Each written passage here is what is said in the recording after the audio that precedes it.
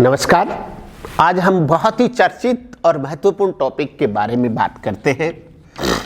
Topic का नाम है न्यायिक सक्रियता एवं जनहित याचिका।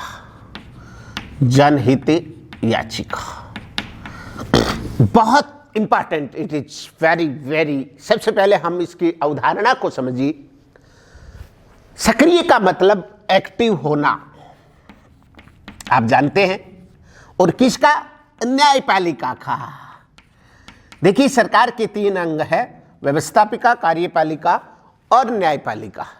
इन तीनों ही अंगों में एक बेहद शानदार तालमेल बनाया गया है कि व्यवस्थापिका द्वारा कानून निर्माण का काम किया जाएगा, कार्यपालिका द्वारा कानूनों के क्रियान्वयन का काम किया जाएगा और न्यायपालिका के द्वारा उन पर एक निगरानी रखी जाएगी कि उस द्वारा विधानमंडल द्वारा निर्मित कानून और कार्यपालिका द्वारा जारी आदेश है वो संवैधानिक मर्यादा दायरे में रह करके देश की दशा को सुधारने का काम करेंगे। लेकिन जब व्यवस्थापिका पंगु हो जाए और कार्यपालिका को लकवा पड़ जाए, यानी कहने का मतलब जब एक टांग कमजोर हो जाए तो दूसरी टांग पर भार ज्यादा आ जाता है और इस भार को ही भारतीय न्यायपालिका में न्यायिक सक्रियता के नाम से जाना जाता है। मित्रों, इसकी शुरुआत 1970 के दशक में हुई और इसका बहुत बड़ा श्रेय जो जाता है वो जाता है जनहित याचिका और भारत में इसका जनक माना जाता है पीएन भगवती को। किसको माना जाता है? पीएन भगवती को। भारत के चीफ जस्टिस इन 1970 के दशक के अंदर इस न्यायपालिका का अपने अधिकार क्षेत्र से बाहर जाकर के व्यवस्थापिका और कार्यपालिका के क्षेत्र में सक्रिय हो जाना ही क्या कहलाता है?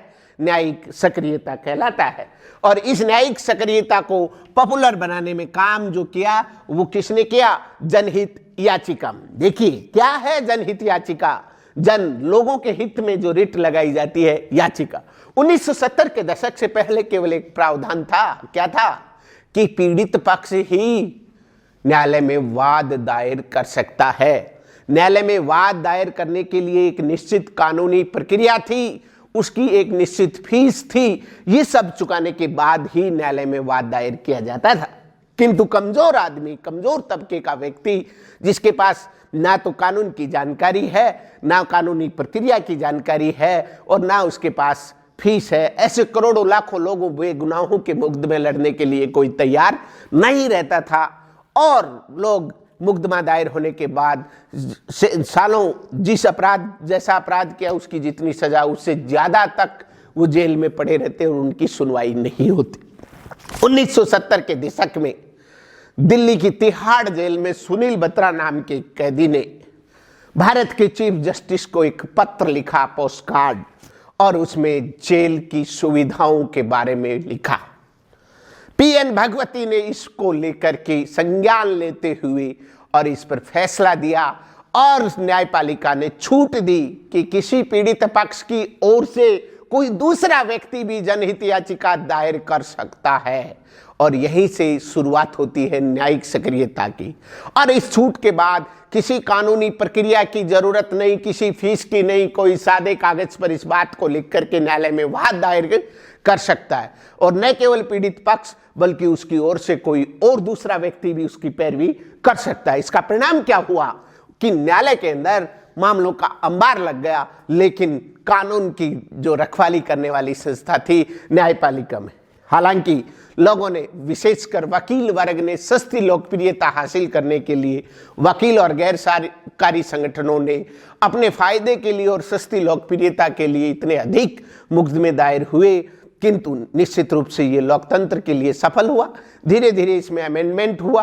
अब गलत जनहित याचिका दायर करने पर याचिका दायर करने वाले को सजा हो सकती है। प्रत्येक हर कोई व्यक्ति नहीं कर सकता, उसके लिए कोई अधिकृत गैर सरकारी संगठन काम करने वाला व्यक्ति याचिका दायर कर सकता है। तो निश्चित रूप से न्यायिक सक्रियता और जनहित याचिका ने, आप देखते हैं कि बहुत बार सुप्रीम कोर्ट के फैसले से पर्यावरण को लेकर के, कितनी चीज़ों को लेकर के सुप्रीम कोर्ट ने फैसले दिए और महत्वपूर्ण कानून देश के अंदर बने हैं।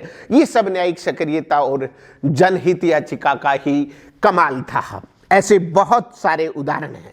जीवन के अधिकार की सर्वाधिक विस्तृत व्याख्या, आपको झंडा फहराने का अधिकार, पर्यावरण से संबंधित शुद्ध हवा में सांस लेने का अधिकार, ये सारे अधिकार आपको जनहित याचिकाओं के तहत मिले हैं। तो जनहित याचिका के फायदे क्या हुए?